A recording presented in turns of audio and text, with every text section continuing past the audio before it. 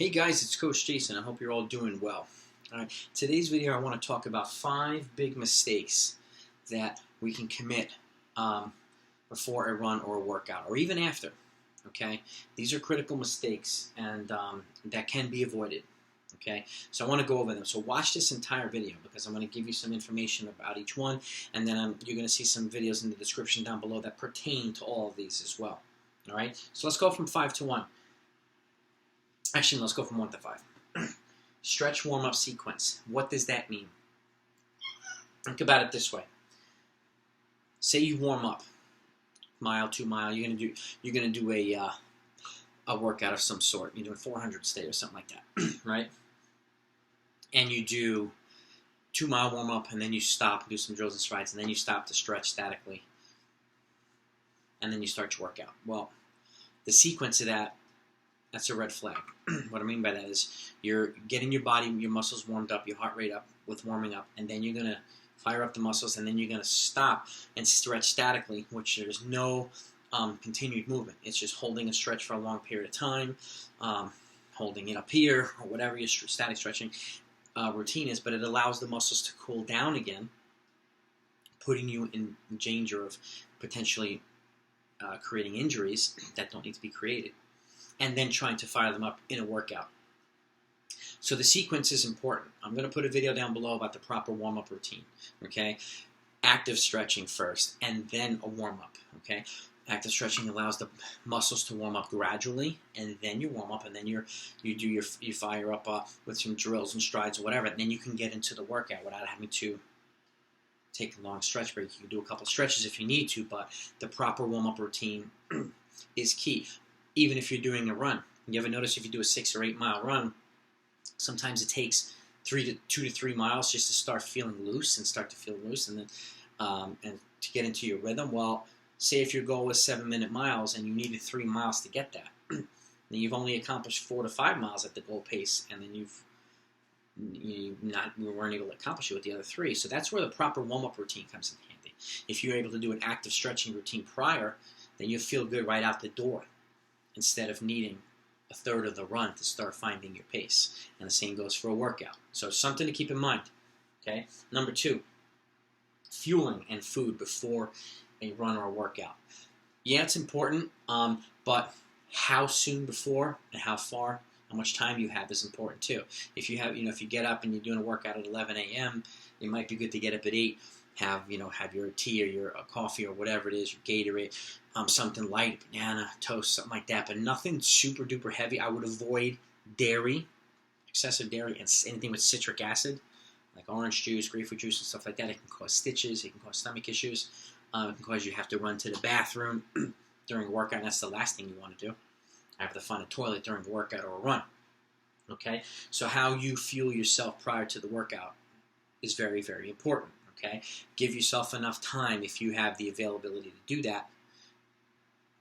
If you don't, if you're at a crunch for time, then I would encourage you to take fluids. If you haven't eaten in a long time, then something very, very, very light just to tide you over, and then fueling significantly afterward. But what you eat and how you spring it out before a run or a workout is very important. It's a mistake. If you do it too close, it could be a fatal mistake. So you have to watch out for that too. Okay. Number 3, not visiting the bowl, I call it. Obviously, in an ideal scenario, and it ties back down to 2. Okay, if you give yourself enough time, then you'll have, some of the food will be digested and processed, and even with an active stretching routine, kind of helps. At least with me, it helps process the food a little bit better, which will put you in a better spot to be able to go to the bathroom and empty out what you need to empty out prior to your run or workout. So trying to visit the bowl is a good idea if you can, and that's where a proper warm-up and stretching sequence prior to that helps to do that, and fueling properly. So the sequence is important for a lot of these things, and that's where a lot of people get caught up. So something to keep in mind. Number 4, post-run neglect. This is where a lot of people get caught up too. Okay, not only is it important to stretch, warm up, and fuel before, it's important to do the same thing afterward. An active stretching routine helps flush out, especially if you're doing hard 400s, you got a lot of lactic in your legs. An active routine helps flush out or helps speed up the recovery process for the next day. And fueling between within 30 to 45 minutes afterward helps you recover a lot more effectively as well. You don't have to throw down T-bone steaks or anything, but even if it's chocolate milk or a bagel or a piece of fruit, putting something in your body, and it's something that especially has some kind of protein in it as well, to help with muscle repair is important as well, especially if you're doing longer distances. Okay, carb loading is important prior to, and fats. Protein is important. Not only is it important throughout the day, but it's important post-run as well, and more specifically for muscle repair. Okay, so post-run neglect is something that should be avoided and should be remembered as well.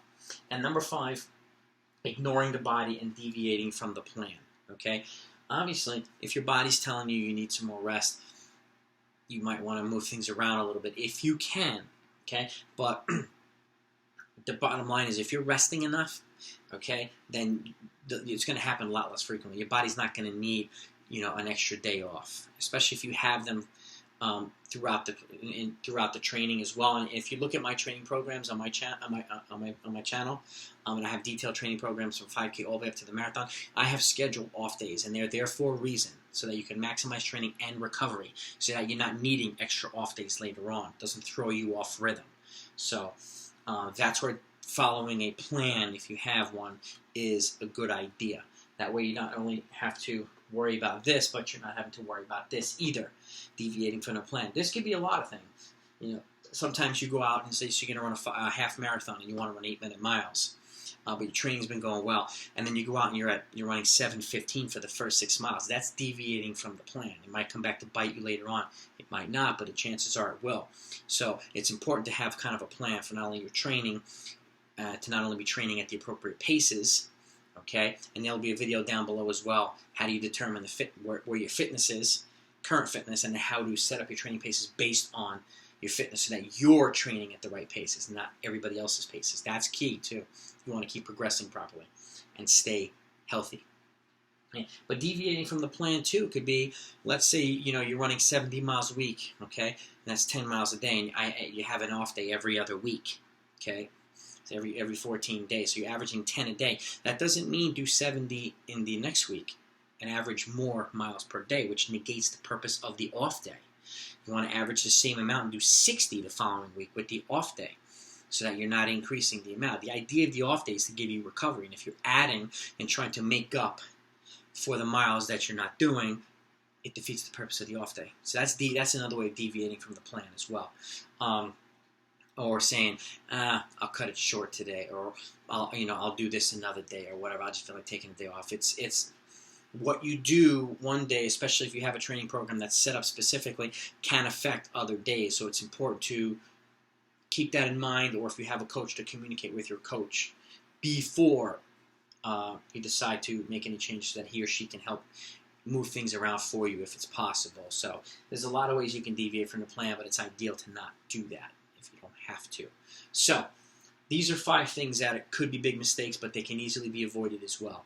I hope that you enjoyed this. If you did, click that thumbs up. If you're a runner or coach and you want some more insights, you want to look at some detailed training programs, hit that subscribe button, hit the notification next to it. I've got dozens of training videos for every level, okay? I've got workouts, I've got all kinds of things, so that you'll enjoy. So I hope that you enjoy this. Again, put your comments down below and your feedback as well. I welcome it. I learn from you as much as you learn from me. And if there's any video that you'd like me to put forward, just let me know in the details down below. All right? Hope you enjoyed it. Talk to you next time.